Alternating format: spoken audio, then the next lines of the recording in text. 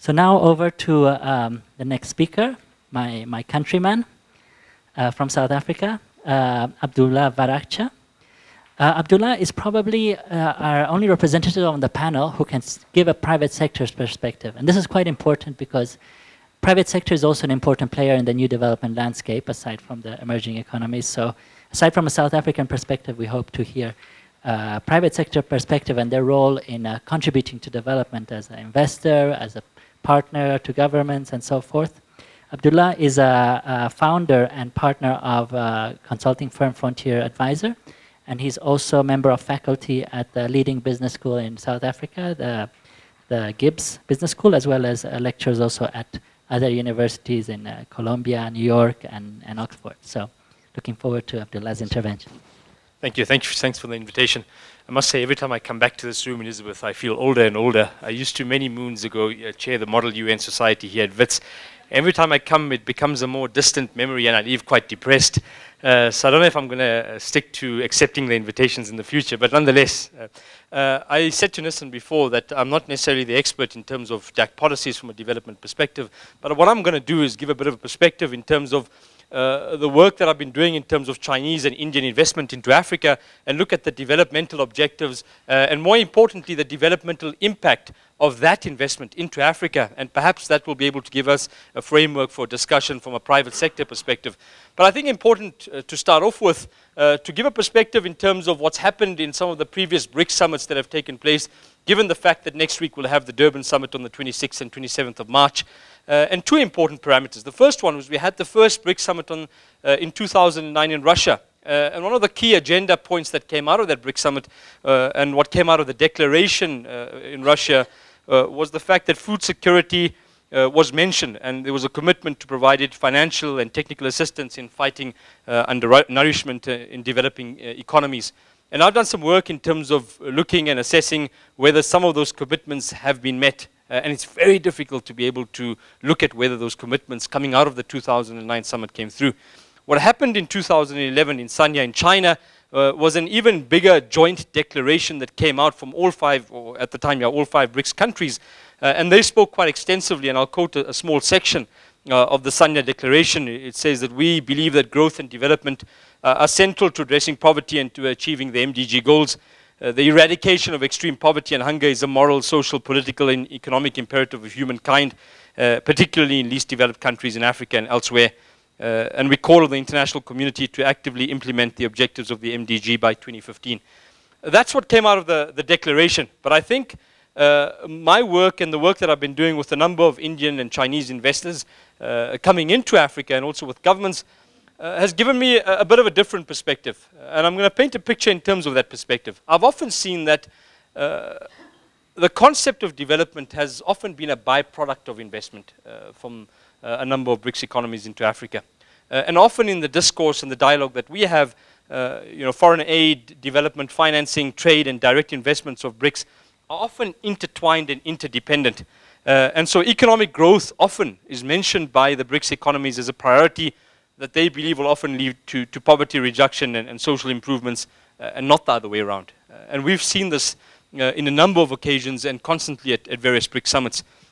Having said that, I want to look at the concept of development more broadly and the impact of some of China and India's investments into Africa, and what the developmental impact has been, whether it's been as a byproduct or whether it's been specific and deliberate. The first one is to look at the infrastructure deficit in Africa, and the fact that the World Bank speaks to the fact that in the next 10 years, every year, Africa will require $85 billion, between $85 and $95 billion in infrastructure year on year for the next 10 years. In the last 2 years, China's contributed almost half of that infrastructure development. And whether that infrastructure development in all instances has been to the best advantage in terms of the infrastructure needs is another question. But they have contributed last year $45 billion in terms of infrastructure development in Africa. And that's sizable and that's significant. Number two, we're starting to see a number of African countries in terms of their bilateral engagements with China really talking about the developmental priorities.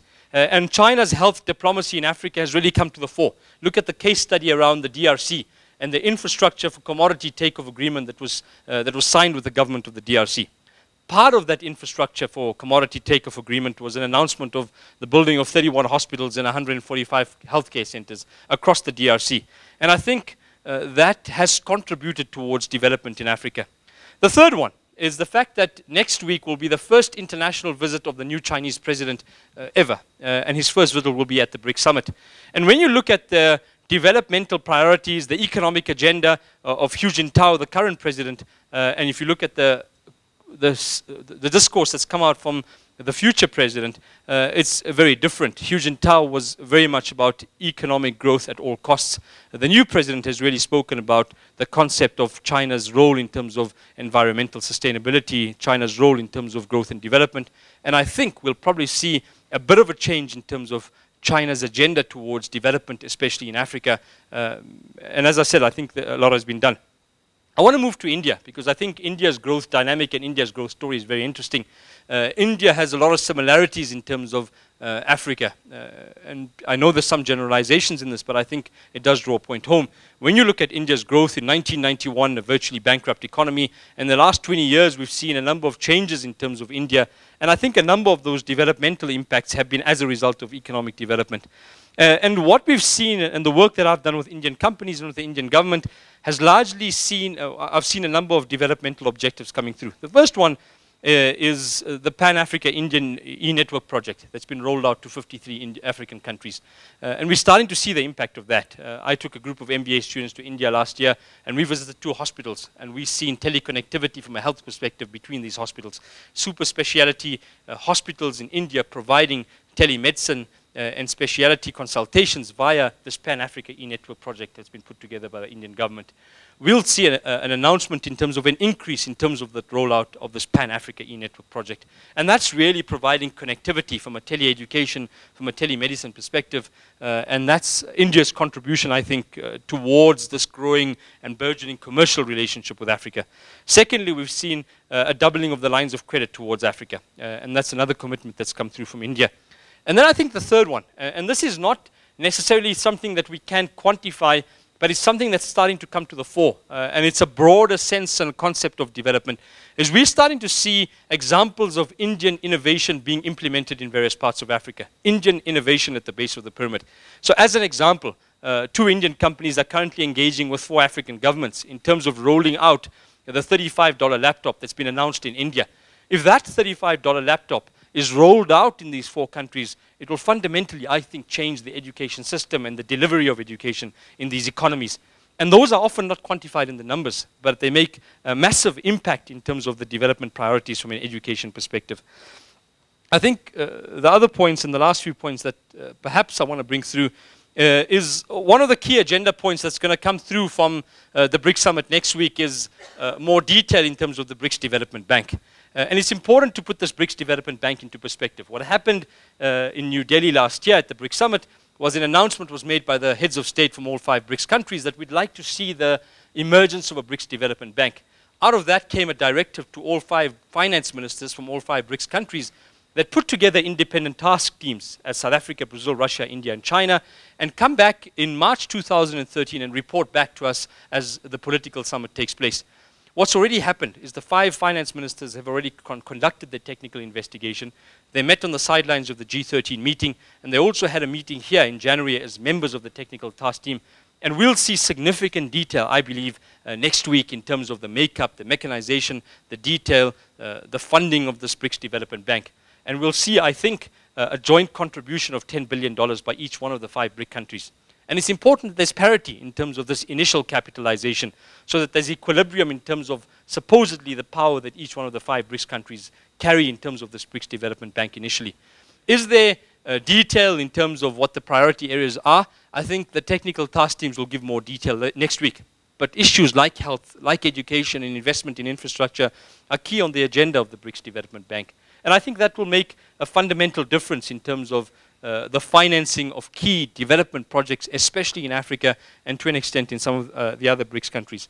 And then lastly, I want to talk a little bit around some of the CSR practices from Indian and Chinese firms, because I think there's often misconceptions around this. I often put together deals for Indian companies coming in, and recently one of the major Indian companies came in and we asked them, not me, but First Rand, a leading bank here in South Africa, asked them to put together a training program for unemployed young graduates in South Africa. We've identified that unemployment is a key challenge for us in South Africa amongst young people. And we now have put together a phenomenal program called Kula Sangam that really takes unemployed young graduates from South Africa to India to spend 6 to 8 months spending time training at some of the leading Indian companies and then coming back and becoming so much more employable. One example, we recently spoke about an agriculture fund for small-scale farmers in South Africa, utilizing the expertise from a number of small-scale farmers in India. And so I think from a company perspective, we're starting to see a lot of developments. And unfortunately, these are often not spoken about, but they're starting to come to the fore. And I think the raison d'etat behind why they're doing it is because Indian and Chinese, and I can't talk too much around Russian, but Brazilian investment they want that investment to be long-term and sustainable. And development and CSR and public-private partnerships must be part of the investment climate to be able to ensure that it's long-term and sustainable. And so I think that's what we'll see coming to the fore. I'll leave it at that and leave it for questions.